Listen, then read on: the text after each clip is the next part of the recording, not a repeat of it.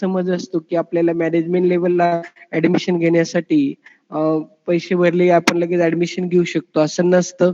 तर त्याच्यामध्ये आपल्याला कमीत कमी जी इलिजिबिलिटी गव्हर्नमेंटने ठरवून दिलेली आहे ती इलिजिबिलिटी आपल्याला आपल्याकडे पाहिजे असते, तरच आपण इन्स्टिट्यूट लेवलला ऍडमिशन घेऊ शकतो. तर याच्यामध्ये बघा विद्यार्थी मित्रांनो, की आपल्याला ज्याप्रमाणे मी ती पहिली कॅटेगरी सांगितली इलिजिबिलिटीची, तर ती इथे दिलेली आहे की मिनिमम आपल्याला 45% मार्क्स असणं गरजेचं आहे ओपन कॅटेगरीसाठी आणि 40% मार्क्स आहे रिझर्व्ह कॅटेगरीसाठी. त्याच्यानंतर आपण ज्या काही कॉम्पिटिटिव्ह एंट्रन्स एक्झाम्स असतात, त्याच्यामध्ये कंपोजिट स्कोर्स कॅल्क्युलेट होतात.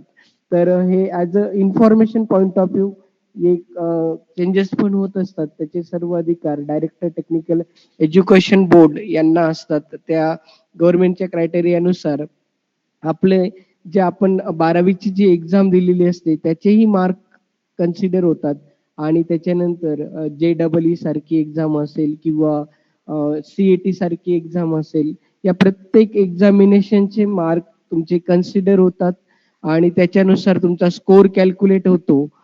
त्याला आपण स्टेट मेरिट लिस्ट नंबर असं तिथे संबोधित करण्यात येतं की SML म्हणजे स्टेट मेरिट लिस्ट नंबर. तोही पुढच्या याच्यात आपण तो जनरेट होत असतो आणि त्याच्या बेसवरती तुम्हाला ऍडमिशन मिळत असतं.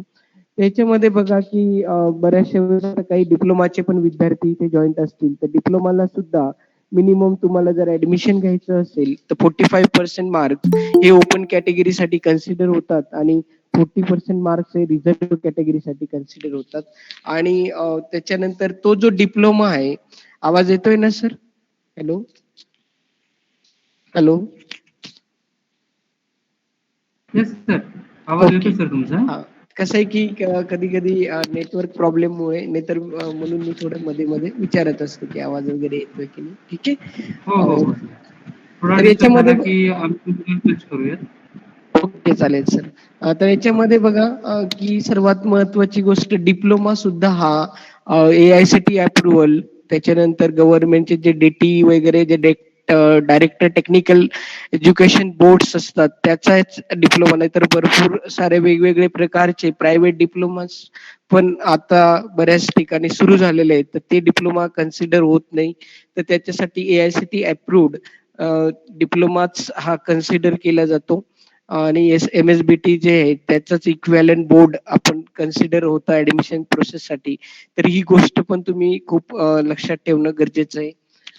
त्याच्यानंतर आपल्याला बऱ्याचशा वेळेस ही जे जी एक्झाम असते, जनरली ही इंजिनिअरिंगच्या फील्डमध्ये जे जातात ते मुलं ही एक्झाम देत असतात. तर त्या एक्झाममध्ये जर तुम्हाला निगेटिव्ह स्कोर असेल तरी सुद्धा तुम्ही ऍडमिशन प्रोसेसला इलिजिबल असतात. म्हणजे याच्यात क्वेश्चन आन्सर मध्येच मी दिलेलं आहे की I have the negative J score, am I eligible for admission to engineering discipline. तर that is answer is yes. चा स्कोर हा पॉझिटिव्ह किंवा निगेटिव्ह असू शकतो आणि त्याच्या बेसवरती सुद्धा तुम्ही ऍडमिशन प्रोसेसमध्ये सहभागी होऊ शकतात. ओके. त्याच्यानंतर आता हे कंपोजिट स्कोरचं कॅल्क्युलेशन असतं, ते मी इथे जास्त सांगत नाही. त्याच्यानंतर एक SML नंबर आहे, तो स्टेट मेरिट लिस्ट नंबर असतो. तो कॅप प्रोसेससाठी जेव्हा आपण फॉर्म रजिस्टर करतो कुठल्याही स्ट्रीमचा, फार्मसी असू द्या किंवा इंजिनिअरिंग किंवा आफ्टर डिप्लोमा, तर प्रत्येक ठिकाणी SML नंबर हा जनरेट होतो. SML means that is a state merit list number. तर कॅप ऍडमिशन प्रोसेससाठी तो एक नंबर जनरेट झाल्यावरती त्या युनिक नंबर असतो आणि त्याच्या बेसवरती तुमचे ऍडमिशन होत असतात, because that is a state merit list number. Okay. Then HSC exam मध्ये केमिस्ट्री वगैरे विषय जे असतात तर ते कंपल्सरी असतात आणि ते आपल्याकडे असले तरच आपण त्या ऍडमिशन प्रोसेसमध्ये सहभागी होऊ शकतो. त्याच्यानंतर हे एक जनरल डॉक्युमेंट्स विषयी तुम्हाला मी थोडक्यात सांगू इच्छितो की याच्यामध्ये बघा की लिस्ट ऑफ डॉक्युमेंट्स, कुठल्या प्रकारचे डॉक्युमेंट्स हे कॉमन टू ऑल, की ज्याच्यामध्ये तुम्ही वेगवेगळ्या क्षेत्रामध्ये जरी ऍडमिशन घेत असाल तरी तुम्हाला हे जे डॉक्युमेंट्स आहेत हे कंपल्सरी तुमच्याकडे पाहिजे. की याच्यामध्ये सर्वात महत्वाची गोष्ट म्हणजे SSCचं मार्कशीट, 10th मार्कशीट आपल्याकडे असणं खूप गरजेचं आहे. त्याच्यानंतर HSC 12चं पण मार्कशीट आपल्याकडे असणं गरजेचं आहे. एक लक्षात घ्या, की आपल्याकडे जर मार्कशीट हरवलं असेल किंवा काही प्रॉब्लेम झाला असेल, तर तुम्ही त्याच्यासाठी खूप अल्टरनेट सोल्युशन्स पण असतात. जसं की आपल्याकडे जर मार्कशीट हरवलं असेल, तर आपण FRI करून त्याची FRIची कॉपी, त्याच्यानंतर डुप्लिकेट मार्कशीटची कॉपी, या सर्व प्रोसिजर पण तुम्ही जर एखादा विद्यार्थी असतो आणि आता मी ॲडमिशन प्रोसेसमध्ये मी स्वतः 2010 पासून ॲडमिशन प्रोसेसमध्ये काम करत असतो.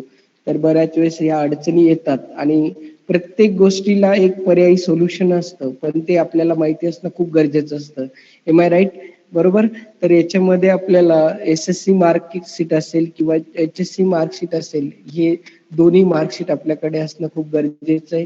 त्याच्यानंतर जी पण तुम्ही एक्झाम दिलेली आहे, फॉर एक्झाम्पल आपण एंट्रन्स एक्झामिनेशन्स असतात आणि एंट्रन्स एक्झामिनेशनमध्ये जे आपल्याला मार्कशीट ते सॉफ्ट कॉपी असू शकते किंवा हार्ड कॉपी असू शकते.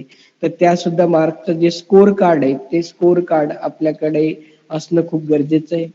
त्याच्यानंतर स्कूल लिव्हिंग सर्टिफिकेट, जी लास्ट समजा तुम्ही आता फॉर एक्झाम्पल 12वीचे स्टुडंट्स आहात, तर तुमच्याकडे 12वीची स्कूल लिव्हिंग सर्टिफिकेट हे असणं खूप गरजेचं आहे. त्याच्यानंतर इंडियन नॅशनॅलिटी. आता बघा, इंडियन नॅशनॅलिटी आणि डोमेसाईल या 2 जे डॉक्युमेंट्स असतात त्याला आपण दुसरे डॉक्युमेंट्सही यूज करू शकतो. फॉर एक्झाम्पल याच्यामध्ये आपल्याला जर समजा इंडियन नॅशनॅलिटी जी जर तुमच्या लिव्हिंग सर्टिफिकेट वरती जर मेन्शन असेल, की तुम्ही इंडियन आहात, भारतीय आहात, असं जर मेन्शन असेल, तर तुम्हाला नॅशनॅलिटी डॉक्युमेंट्स इश्यू करायची गरज नाहीये.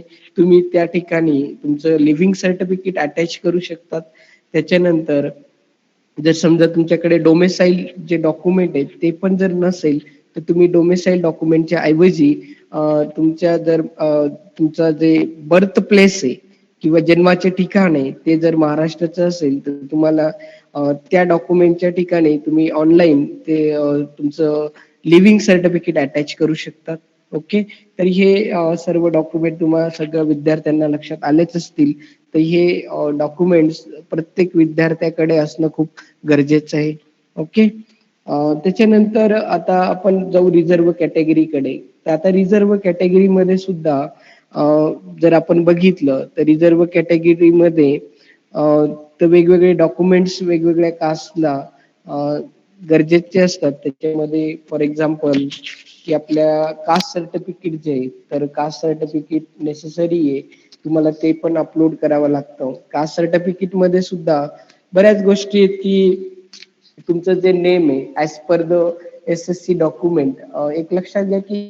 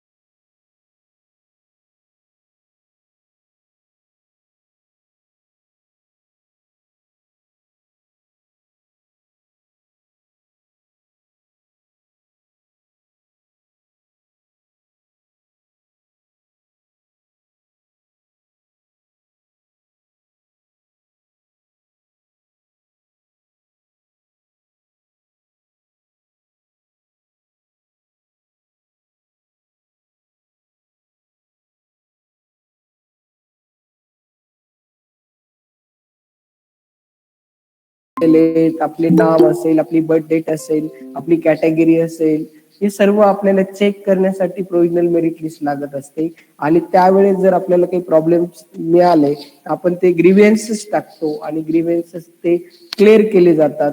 परंतु after grievances final merit list लागल्यानंतर कुठल्याही प्रकारचा चेंजेस होत नसतो, हे लक्षात घ्या.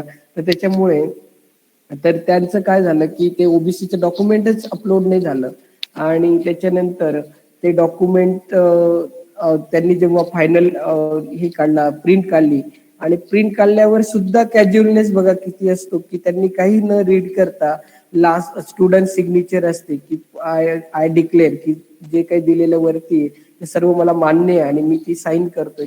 न रीड करता विद्यार्थी आजचा काय करतो की साईन करतो. कदाचित काही वेळेस ते आपण रीड न करता कॅज्युअली साईन करतो की नाही बाबा सर्व बरोबरच असणार आहे, असा एक आपल्याला आधीच एक गैरसमज असतो आपला. आणि आपण एक आंधळा प्रकारे जसं असतं ना, डोळे असून आपण आंधळ्या प्रकारे ती साईन करून टाकतो. तर त्याच्यानंतर पुन्हा फॉर्म भरले गेले आणि जेव्हा ऍडमिशन अलोकेट झालं आणि तिथे त्यांनी बघितलं की तुमची ऍडमिशन सीट ही ओपन कॅटेगरीमध्ये गेलेली आहे आणि मग ते तेव्हा जागे झाले. मग त्यांनी कंप्लेंट केली, डीटीईला कंप्लेंट केली, इकडे कंप्लेंट करा. मग मी स्वतः तिथे डीटीईला होतो त्या ऑफिसमध्ये. तर ती कंप्लेंटचा मी जेव्हा तिथे आम्ही बसलेलो होतो तर ती एकच डीटीईच्या जे मेन ऑफिसर असतात त्यांनी एकच विचारलं की याच्यामध्ये तुम्ही जेव्हा डॉक्युमेंट्स भरले तर त्यावेळेस साईन आधी विद्यार्थ्याची असते, की एफसी ऑफिसरची नसते. तर कुणाची असते? विद्यार्थ्याची असते. म्हणजे विद्यार्थ्यांनी सर्व रीड केलेलं आहे आणि त्याला ते मान्य आहे म्हणून त्यांनी साईन केली आणि त्याच्यानंतर कुठलाही ऑफिसर साईन करत असतो.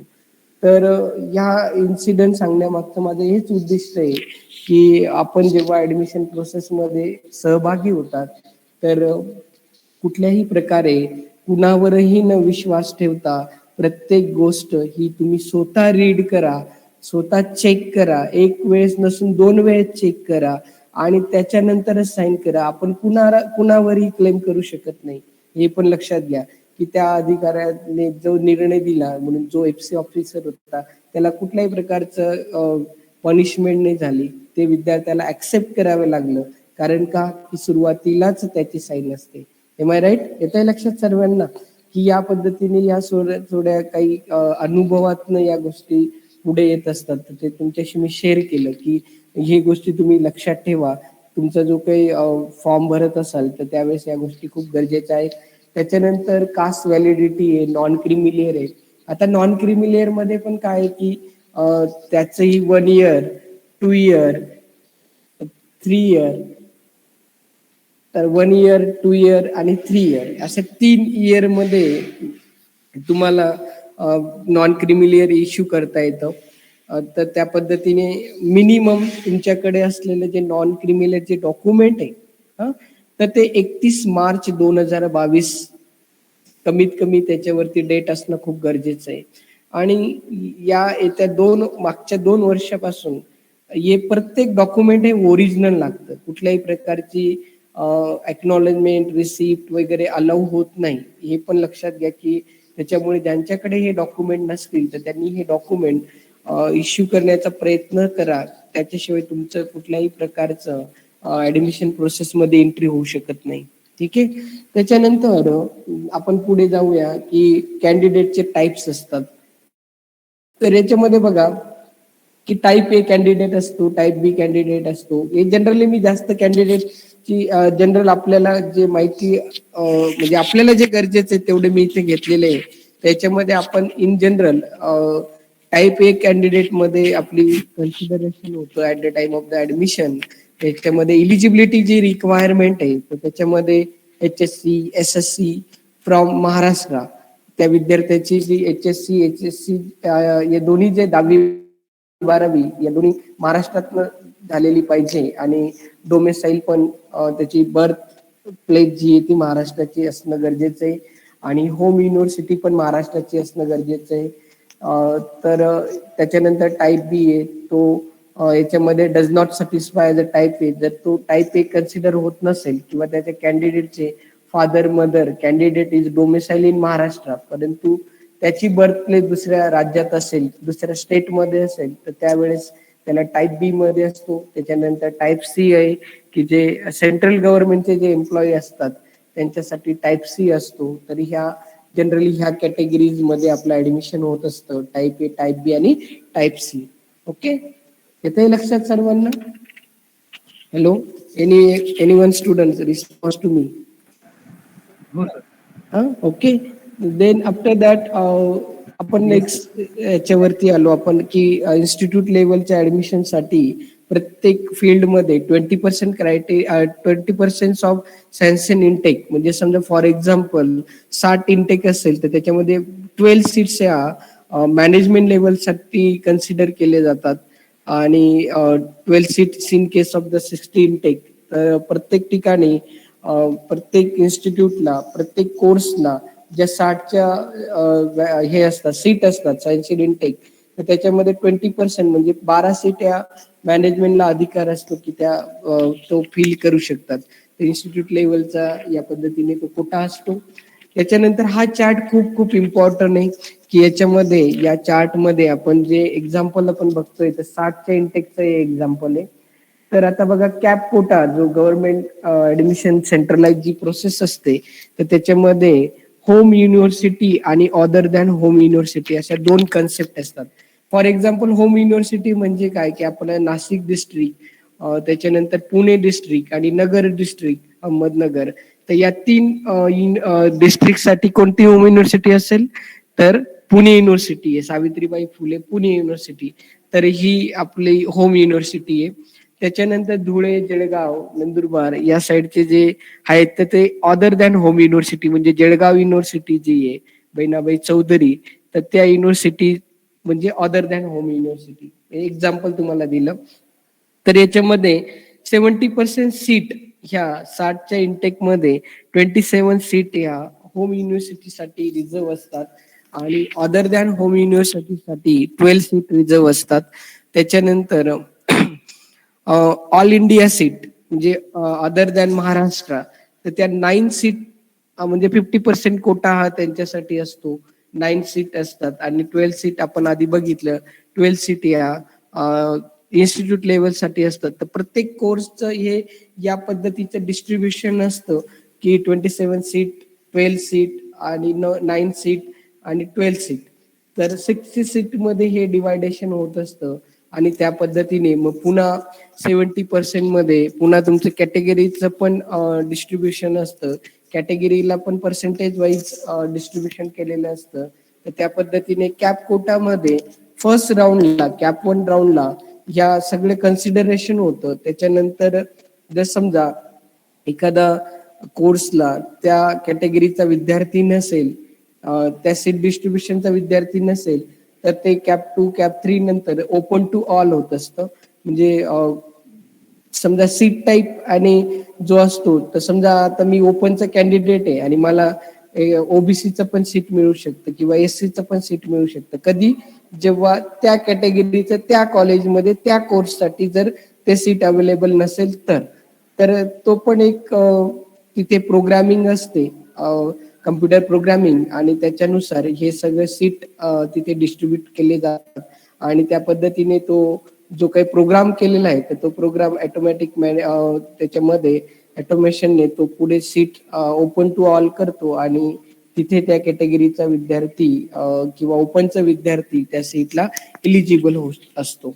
तर हे तुम्हाला सर्वांना लक्षात आलं असेल. ही खूप इम्पॉर्टंट आहे. कुठल्याही तुम्ही स्ट्रीमला जा, फार्मसीला जा, इंजिनिअरिंगला जा किंवा ऍग्रिकल्चरला तुम्ही ऍडमिशन घेणार, तर या सर्व याच्यामध्ये हे सीट डिस्ट्रीब्युशन चार्ट तुम्हाला डिस्प्ले केला जातो आणि त्याच्यानुसार तुम्ही त्या कोर्सला ऍडमिशन प्रोसेसमध्ये त्या कॅटेगरीचे किती सीट आहेत त्या पद्धतीने तुमचा SML नंबर आणि त्या मागच्या कट ऑफ याच्यावरून तुम्ही अंदाज घेऊ शकतात की आपलं ऍडमिशन इथे होऊ शकतं की नाही होऊ शकत. ओके.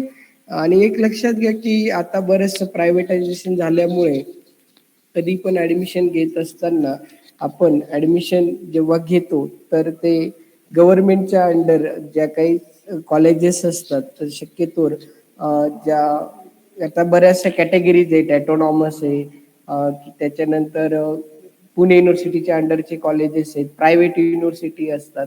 ते वेगवेगळ्या प्रकारचा स्टडी करूनच तुम्ही ऍडमिशन प्रोसेसमध्ये ऍडमिशन घ्या. कुठल्याही प्रकारचा प्रायव्हेट याच्यात जाऊन तुमचं जे इलिजिबिलिटी आहे पुढे गव्हर्नमेंट जॉबला आपल्याला कुठल्याही प्रकारची डिफिकल्टी यायला नको म्हणून 2 वेळेस त्या गोष्टीची खात्री करून घ्या जे एक्सपर्ट असतात त्यांच्याकडनं आणि त्या पद्धतीनेच तुम्ही ऍडमिशन घ्या. ओके, लक्षात येते सर्वांना? याच्यात आपण नंतर प्रश्न उत्तराचा तास घेणार आहोत, त्याच्यामध्ये आपण डिस्कस करू. त्याच्यानंतर मी थोडक्यात मी ज्या कॉलेजमध्ये आहे त्याची थोडक्यात माहिती देतो, मग नंतर आपण करिअर गाईडलाईन्सकडे जाऊ. आमच्या PVG कॉलेजमध्ये 4 ब्रांचेस आहेत, जे AIDS नवीन ब्रांच आलेली आहे, कम्प्युटर इंजिनिअरिंग आहे, इन्फॉर्मेशन टेक्नॉलॉजी आहे आणि मेकॅनिकल इंजिनिअरिंग आहे. तर प्रत्येक कोर्सच्या या 60-60 इनटेक आहेत. ओके, तर आता आपण करिअर गाईडलाईन्सच्या विषयाकडे जाऊ. आता कुणाला याच्याविषयी जर काही क्वेश्चन असेल तर मी तुमच्याशी 5 मिनिटं देतो तुम्हाला. कुणाला काही विचारायचं असेल तर ते मला विचारू शकतात. हा पहिला ए पार्ट आपण कंप्लीट केला की FAQs related to the admission process. येते सर? कुणाला काही क्वेश्चन असेल याच्याविषयी तर तुम्ही मला विचारू शकता. हॅलो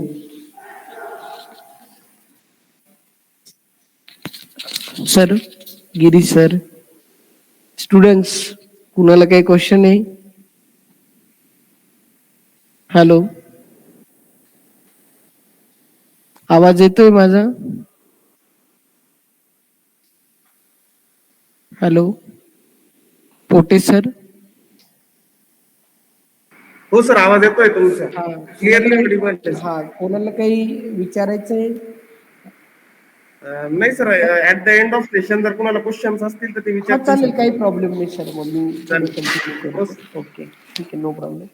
तर विद्यार्थी मित्रांनो, की आपण जे करिअर गाईडलाईन्स आपण जे म्हणतो, तर आता बघा काही मी तुम्हाला जसं मी ऍडमिशन बद्दलही एक उदाहरण तुम्हाला सांगितलं, तर तसंच मी उदाहरणाच्या द्वारे तुम्हाला सांगू इच्छितो की आता एक आपल्याकडे पण काही विद्यार्थी आहेत की ज्या, आता समजा हा एक विद्यार्थी बघा, आता हा विद्यार्थी जो आहे की आता बघा या विद्यार्थ्याचं इन्फोसिस मध्ये पण प्लेसमेंट झालेलं आहे, कॉग्निझन नावाच्या कंपनीमध्ये पण प्लेसमेंट झालेलं आहे आणि त्याला ऍक्च्युली आता त्याला MS करायचंय. म्हणजे बघा की आपण आता कसं की तुम्ही आता 12वीचे विद्यार्थी आहात, आता तुम्हाला सर्वात महत्वाची गोष्ट म्हणजे काय की आपल्याला कुठल्या क्षेत्रामध्ये इंटरेस्ट आहे.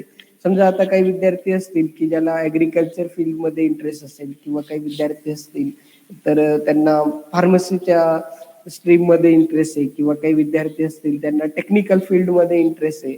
तर एक लक्षात घ्या की आपली कॅपॅसिटी, आपल्यामधली जी स्ट्रेंथ आहे ती आपल्यालाच स्वतःला ओळखता येते. की बघा की एक लक्षात घ्या की कुणीही आपली स्ट्रेंथ एक अनालिसिस करू शकतो की समजा सपोज फॉर एक्झाम्पल एखादा विद्यार्थी आहे की याचं मॅथ खूपच चांगलं आहे आणि याचं फिजिक्स खूप चांगलं आहे, ते कुठल्या बेसवरती अनालिसिस करतात? त्याच्या थिअरॉटिकलच्या मार्कच्या बेसवरती अनालिसिस करतात.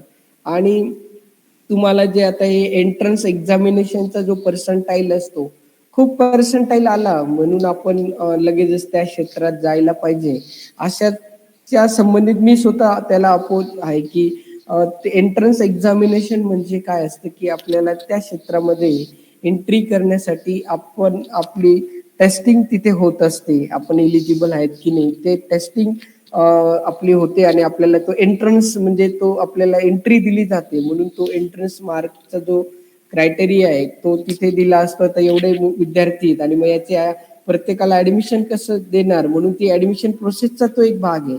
म्हणून आपल्याला खूप जास्त त्या विषयामध्ये मार्क आले म्हणून आपण त्या क्षेत्रात जायला पाहिजे असंही नाही, परंतु आपल्याला काय पुढे करिअर करायचं आहे. आता बघा टेक्निकल फील्डमध्ये सुद्धा प्रत्येक ब्रँच ही, मी तर असं कुठल्याही प्रकारे सांगणार नाही की ही ब्रँचेस खूप चांगली आहे आणि ही ब्रँच वाईट आहे, असं मी कधीच अनालिसिस करू शकत नाही. म्हणजे माझ्या तत्वांना ते पटत नाही. की याच्यामध्ये लक्षात घ्या की आपण जिथे जाणार त्या ठिकाणी आपण जर त्या क्षेत्रामध्ये आपण नंबर 1 जर असाल प्रत्येक त्या गोष्टीचा आपल्याला नॉलेज असेल तर आपण त्या क्षेत्रामध्ये पुढे जाऊ शकतो. म्हणून आपण आता बघा इंजिनिअरिंगचं तुम्हाला सांगतो थोडक्यात, की इंजिनिअरिंग मध्ये सुद्धा वेगवेगळ्या प्रकारच्या अपॉर्च्युनिटीज आहेत. आता काय की आपण ज्यावेळेस तो स्टडी करत असतो, आता कसं आहे की सॉफ्ट ब्रँचेस आणि हार्ड ब्रँचेस. आता याच्यामध्ये सॉफ्ट ब्रँचेसची जी कॅटेगरी आहे ती इन्फॉर्मेशन टेक्नॉलॉजी असेल किंवा कम्प्युटर इंजिनिअरिंग असेल किंवा आर्टिफिशियल इंटेलिजन्स असेल किंवा आता इलेक्ट्रॉनिक्स मध्ये सुद्धा सॉफ्ट ब्रँचेस, सॉफ्ट जे सब्जेक्ट आहेत जसं डेटा स्ट्रक्चर्स वगैरे जे सब्जेक्ट्स आहेत ते पण आता तिथे कन्सिडर व्हायला लागले. किंवा आता मेकॅनिकल इंजिनिअरिंग मध्ये सुद्धा काय आहे की तिथे सुद्धा कम्प्युटरचे सब्जेक्ट्स यायला लागले. म्हणजे आता जो नवीन एज्युकेशन पॉलिसीज ज्या तयार होत आहे की मल्टीडिसिप्लिनरी, म्हणजे आता प्रत्येक नॉलेज आपलं असणं गरजेचं आहे. तर त्याच्यामुळे इंजिनिअरिंग क्षेत्रामध्ये सुद्धा वेगवेगळ्या प्रकारच्या, आता बघा एक इथे पण मी तुम्हाला उदाहरण सांगतो की आरबीआय मध्ये एक्झाम्स होतात, समजा रिझर्व्ह बँक ऑफ इंडिया किंवा वेगवेगळ्या प्रकारच्या बँकिंग क्षेत्रात सुद्धा इंजिनिअरिंगचे विद्यार्थी हे प्लेस होत असतात आणि त्याच्यातही ते चांगल्या पोस्टला कामं करतात. आणि म्हणजे याच्यामुळे इंजिनिअरिंग झाल्यानंतर फक्त आपण कंपनीतच जाऊ शकतो असं नाहीये.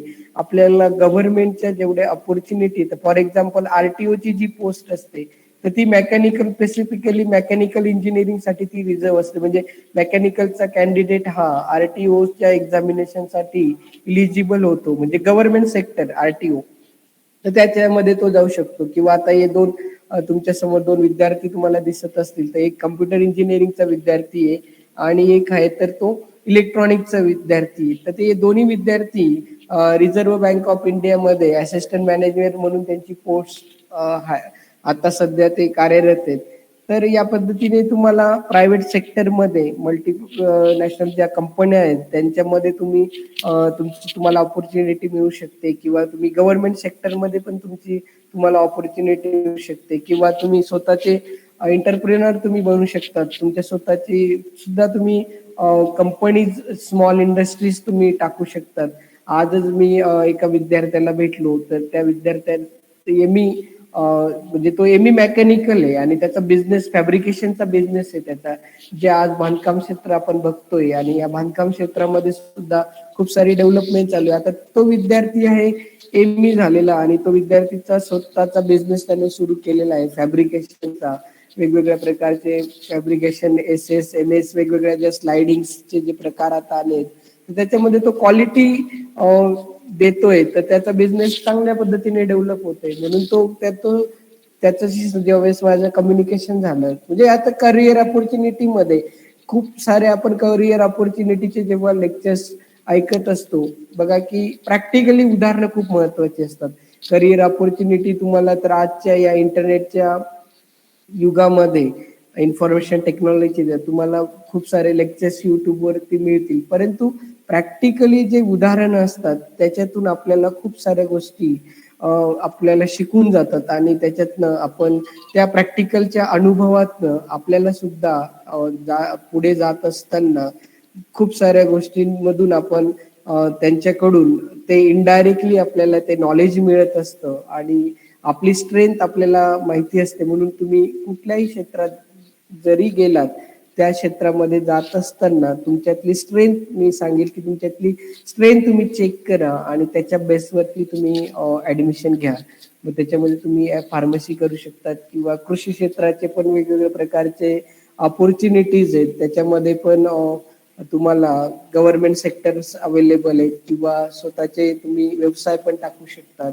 फार्मसी क्षेत्रामध्ये पण तसंच आहे की वेगवेगळ्या मेडिकल फील्डमध्ये सुद्धा डे बाय डे वेगवेगळ्या प्रकारचे जे काही डिसिजेस आहेत ते येत आहेत आणि त्या क्षेत्रात सुद्धा बरेचसे चेंजेस होत आहेत. म्हणून तुम्ही त्या क्षेत्रात सुद्धा खूप चांगल्या प्रकारची अपॉर्च्युनिटी आहे. टेक्निकल फील्डमध्ये पण अपॉर्च्युनिटी आहे. फॉर एक्झाम्पल एखादी फार्मसी कंपनी आहे आणि त्या कंपनीमध्ये इंजिनियर्स पण प्लेस होऊ शकतात, कारण त्यांचे जे डाय असतात, एखादी मेडिसिन आपल्याला बनवायची असेल तर ते डाय बनवण्यासाठी सुद्धा तुम्हाला म्हणजे मेकॅनिकल इंजिनियर असेल किंवा काही सॉफ्टवेअर बेस असेल तर तिथे IT इंजिनियर असेल म्हणजे कुठल्याही क्षेत्रामध्ये असं कुठेही लिमिटेशन नाहीये की एखादा विद्यार्थी मेकॅनिकल झालेला आहे, परंतु तो मेकॅनिकलचा विद्यार्थी हा इन्फोसिस कंपनीमध्ये पण प्लेस होऊ शकतो.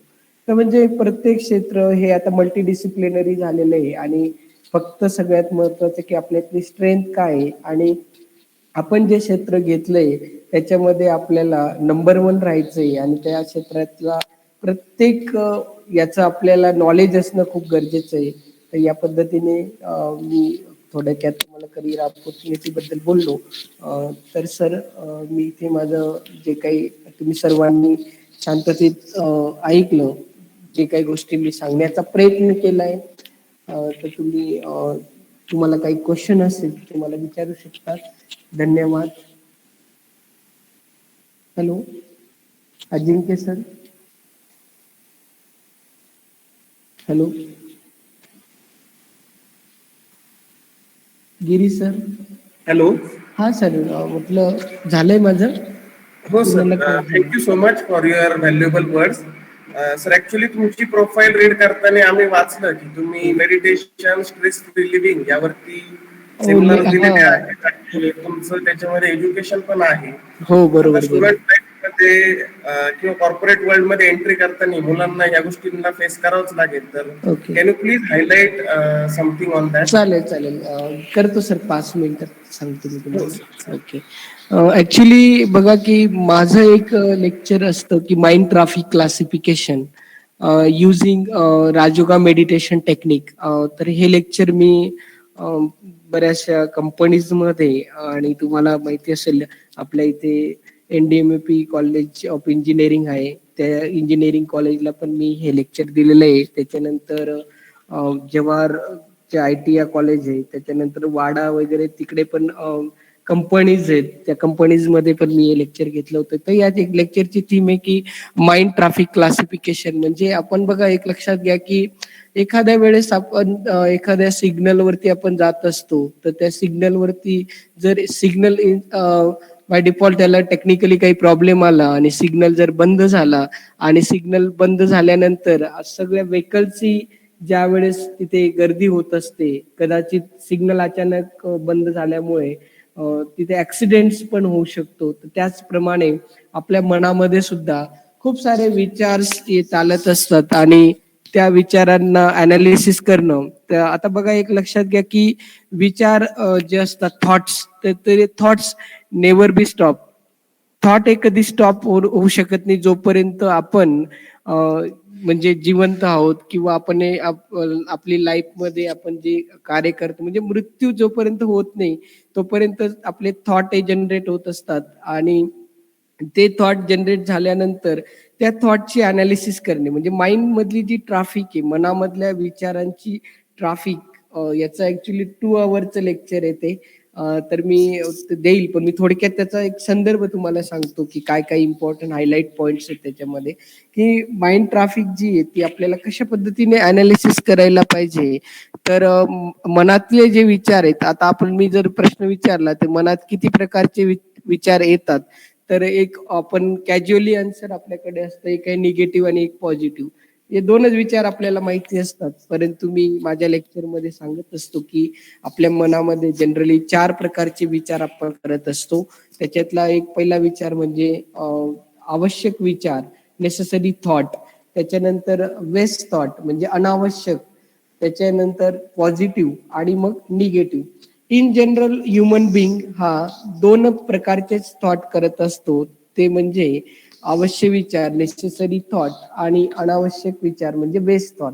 आता वेस्ट थॉट म्हणजे काय की बऱ्याचशा वेळेस आता आपण 12thलाच आहोत आणि 12thला असं म्हणजे 12thचा स्टडी आपण करतोय आणि आपण लगेचच करिअर ऑपॉर्च्युनिटीचा विचार करणार की तर फॉर एक्झाम्पल मी पुढे काय होणार, मला फार्मसीला जाणार किंवा इंजिनिअरिंगला जाणार आणि असं करिअर करणार ते करणार.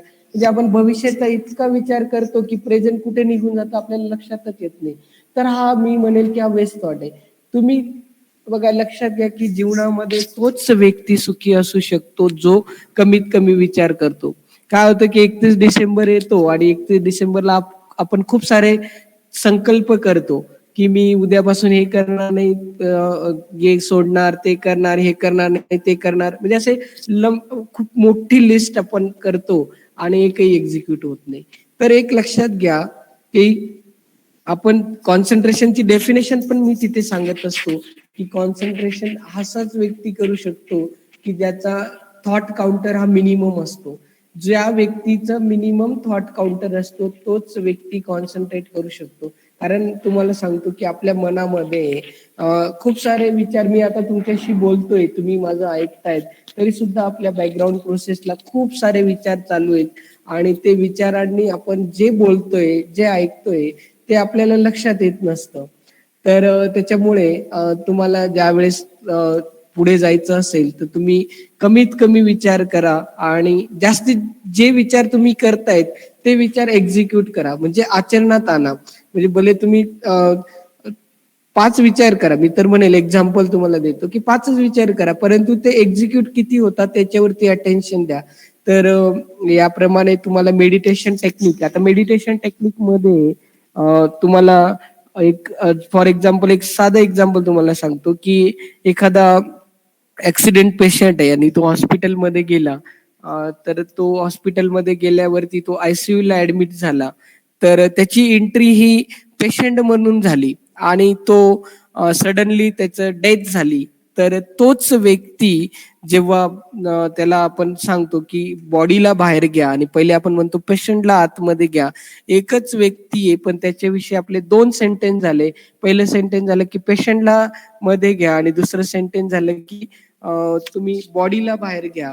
तर म्हणजे असं का बोलतो याच्यावर आपण खूप विचार करणं गरजेचं आहे. कारण त्याच्यातली जी एनर्जी आहे ती निघून गेलेली असते आणि ती एनर्जी म्हणजेच आपण आहोत, हे बऱ्याच लोकांना माहिती नसतं. तर याविषयी मी नक्कीच हे दिशा फाउंडेशन किंवा आपल्या मातोश्री कॉलेजला सांगू इच्छितो की तुम्ही कधी माझं लेक्चर कॉल करा, मी तुम्हाला त्याच्यात प्रॉपर प्रोसिजर सांगेल आणि मेडिटेशन टेक्निक पण मी तिथं शिकवेल.